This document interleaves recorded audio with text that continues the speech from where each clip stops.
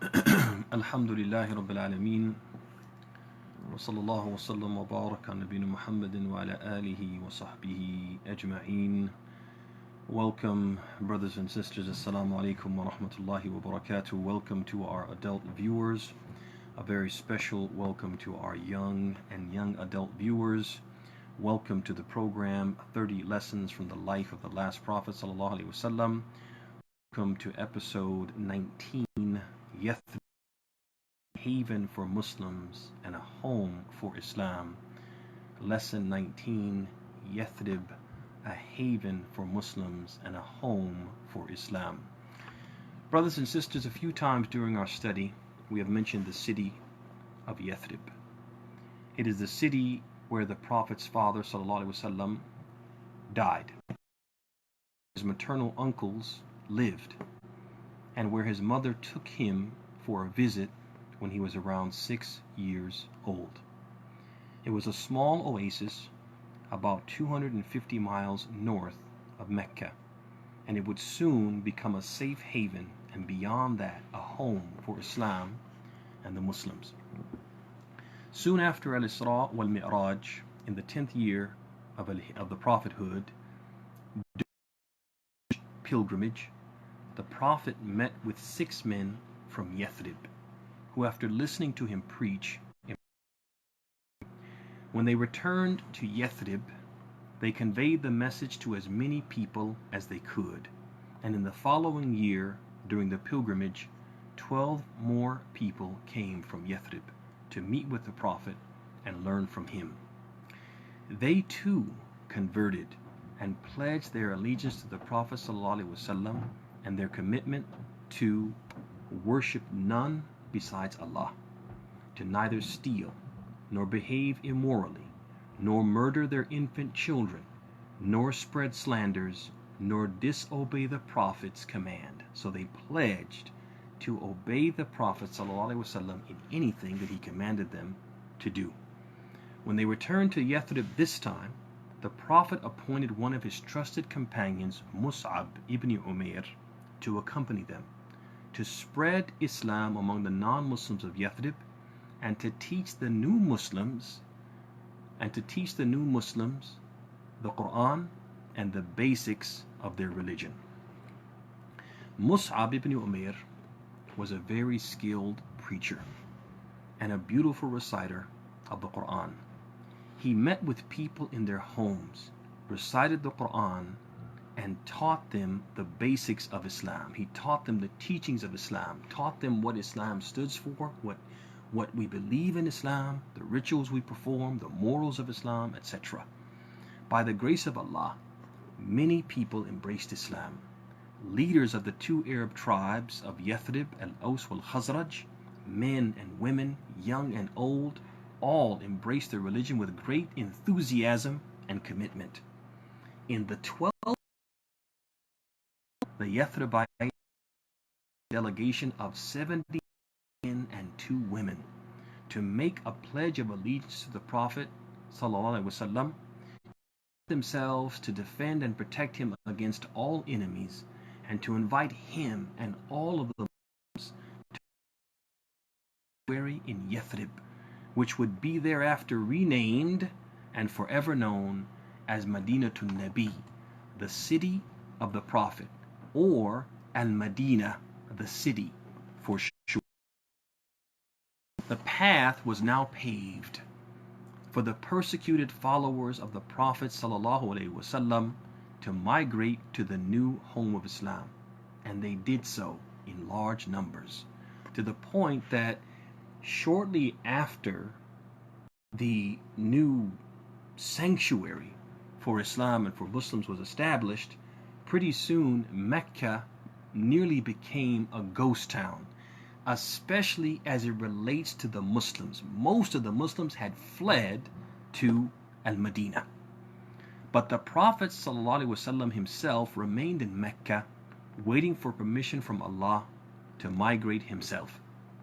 When the Meccan chiefs came to know that the Muslims had established a state of their own in Al-Madinah, they thought to themselves about their caravans. which would travel northward toward Syria and would be forced to pass along roads that took them past this new state, this new sanctuary, this new place where the Muslims were holed up in large numbers. The Meccans began to think to themselves what a threat this state would pose to those caravans and ultimately to their economy. And they thought to themselves that they had no alternative, no choice, but to hatch a plot to kill the Prophet and stop the spread of Islam in its tracks. What lessons, brothers and sisters, can we learn from what we heard today?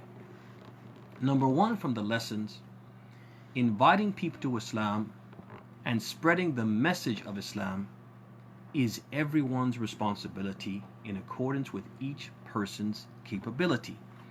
That basically each one of us, every Muslim, has a responsibility to spread Islam and to teach it to whoever he can whenever the opportunity presents itself.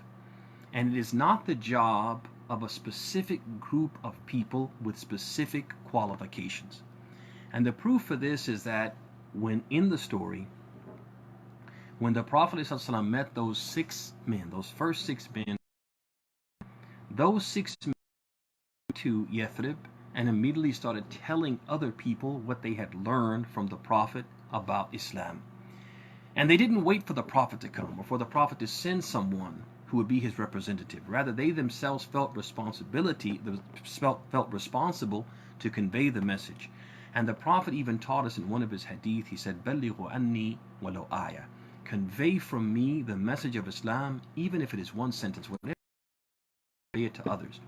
And so those of us who work with non-Muslims or go to school with non-Muslims, or maybe we are active in sports and we play with non-Muslims, and they ask us about Islam, then we have a responsibility, or if the opportunity presents itself, just to talk to them about Islam, even if they don't ask us, we have a responsibility to what? To convey that message and to spread that message of Islam in accordance with our ability. Number two from the lessons is that what we've heard today affirms that the 2 cornerstones of Islam are a tawheed, strict monotheism, believing in worshiping one God, and good character. And the proof for that, or we see this in the story, that when the Prophet made the pledge to those 12 men, the second group of Yathribites that came in the 11th year, when he made them pledge and commit themselves, and he accepted their Islam, and in exchange for that he made them pledge certain things to show their commitment, he asked them what?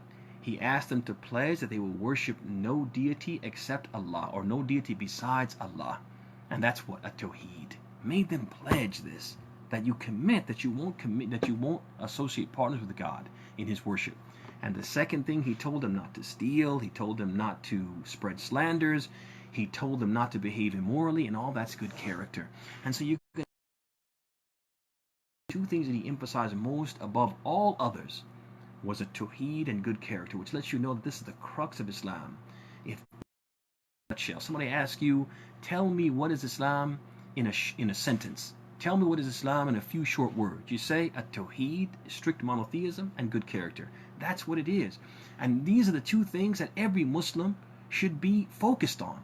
Because these are what? They are, I said, the crux, as we said, the crux, the cornerstone of Islam. They are the foundation of Islam. The most important, essential part of Islam are these 2 things. Tawheed, and good character. Number 3 from the lessons is we learned that obeying the Messenger, sallallahu alaihi wasallam, is a requirement of Islam and is in effect obedience to Allah who appointed him. And this is important because, first of all, we see it in the story that when the Prophet, those 12 individuals, in addition to telling them to practice the tawheed and have good moral character, at the end of that pledge, he made them commit to obeying him and not disobeying his commands. And so what this teaches us is that obeying the Prophet is part and parcel of being a Muslim.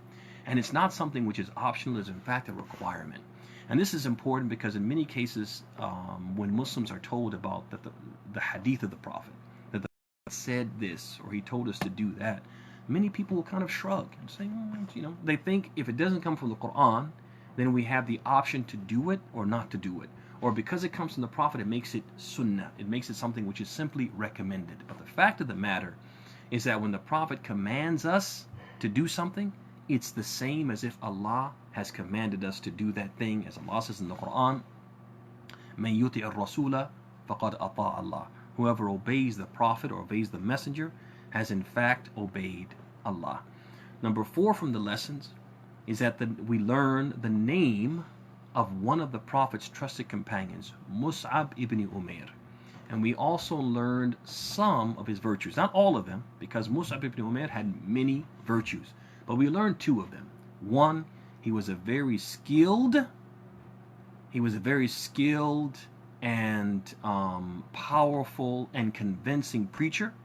And he was also a very beautiful reciter of the Quran.